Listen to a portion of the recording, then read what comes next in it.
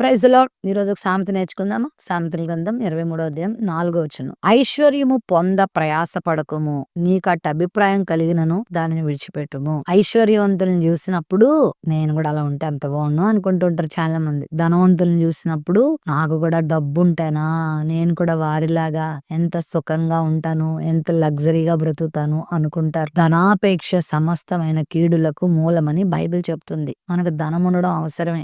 ఎంత అవసరమో అంత కలిగి ఉండడం వలన మనం చాలా తృప్తిగా బ్రతకగలుగుతాం. ఐశ్వర్యము పొంద ప్రయాసపడద్దు. నువ్వు కష్టపడు, మంచి ఉద్యోగం చేసుకో, మంచి వ్యాపారం చేసుకో, మంచి పనులు చేసుకో.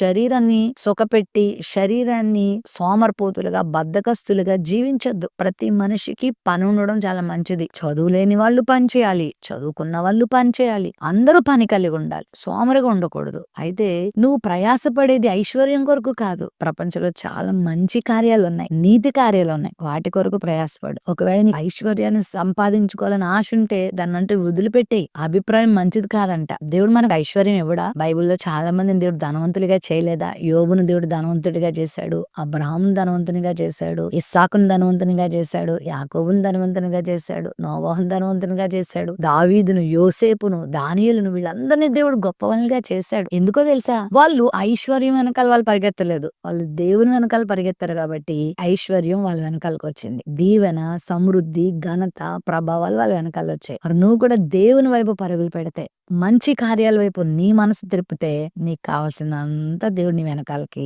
అందిస్తాడు. దేవునితో ఉన్న ఐశ్వర్యం ఎంతో దీవెనకరం. దేవునితో